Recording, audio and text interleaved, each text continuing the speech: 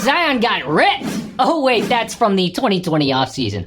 Inside Zion's weight transformation. Oh wait, that's from 2022. Zion shows off amazing body for revenge season.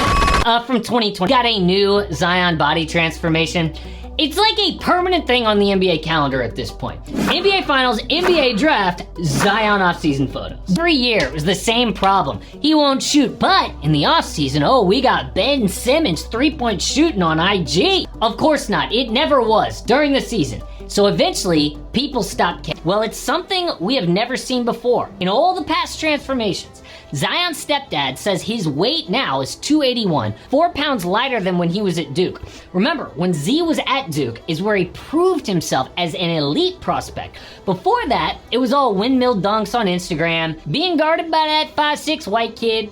I mean, look at this. Is he really as good as his highlights? How could we know? So most mock drafts had him outside the top 3 before the college season. Very good, but dude, this could be AI.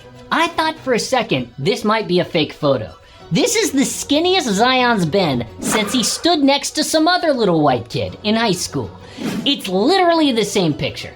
I'm just kidding. He became appointment TV with the most insane plays on offense and defense against good players. So when the Pels got the #1 pick, their season ticket staff exploded.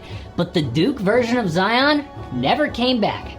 I mean, people are joking about Ozempic, but why not? There is no shame in using that, especially for your profession. I mean, professional bodybuilders are using Ozempic to cut fat, and those guys make $400 grand for winning the top show in the world, Mr. Olympia. Zion makes $36 million a year. Stepdad says the target for the season is 272 pounds. Zion's offered 5 years, almost $200 million, if he stays under 295 pounds at a reasonable fat percentage. So every offseason, we'd see a slimmed down version, but he would always balloon back up.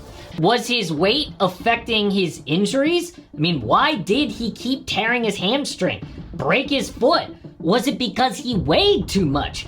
That Mountain Dew commercial didn't help. He went from looking like this at Duke to sitting on the bench that year looking like this. Even last season, he was in shape at the start, but then during the NBA Cup, Z was out-hustled by like 39-year-old LeBron James. But for years, the Pels coddled this kid, so front office guy David Griffin finally lost patience. A big part of it is on him. I mean, there's a lot he can do better. Now, putting him in the best position to succeed is important, and I think his participation is a big part of that. Well, we're not gonna know until like halfway through the season, because we've seen this before. Ever since Zion got there, they have underperformed. He's gotten injured at the absolute worst time and hasn't played one playoff game his entire career. But when he is right, Zion is unstoppable. Literally a top 10 player in the NBA. He's too fast for NBA big men and too big for everyone else. Literally LeBron, Luka, and Zion. And I know plus minus isn't a perfect stat, but anytime you're in the same club as these guys, you're special. Now plays more from the perimeter, which highlights his mismatch. He's holding the ball more, which leads to more assists, getting his teammates involved. With 2023, when everyone was clicking, the Pels were in first place late December. At the end of last season, front office guy David Griffin promised major changes. So on draft night, they took Yves Missi, who they hope will be their center of the future.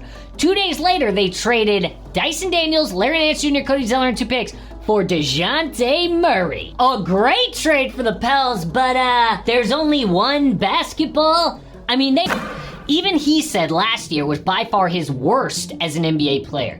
He's not a perfect fit with Zion, doesn't really shoot threes. The big issue, though, is his contract. Ingram wants a full max next year, and the Pels can't afford that. But right now, no one wants him, and the Pels need a deal fast. In a division with Victor Wembanyama, Alperen Şengün, and maybe Zach Edey will be good. They let Jonas Valanciunas go in free agency, and that draft pick, Missi, is not ready. He started playing basketball at 16 years old. There's about BI to the Cavs for Jarrett Allen, but he suddenly signed a 3-year deal to stay in Cleveland and can't be traded for 6 months. It looks like they're going to keep Ingram on the roster to start the year, but I fully expect them to trade him by the deadline in February. Well, last year's top 8 was the Thunder, Nuggets, Wolves, Clippers, Mavs, Suns, Lakers, and Pelicans. Now we know the Grizzlies are going to take one of these spots. Bye-bye Clips. And are you telling me the Kings and Warriors aren't making the playoffs? Sack added DeMar DeRozan. The Dubs will be better than last year. But whose spots do they take? Well, I'm putting the Warriors in the Lakers spot. But I don't love it with how good LeBron and AD looked at the Olympics. Truth is, because with the West being so cutthroat, the Nuggets are going to need him at his best. But Jamal has been at his worst for months. But the point is the Pelicans needed to do everything they could just to retain that last playoff spot in the West. And this skinny Zion thing might just be enough if it's for real. Subscribe to my channel.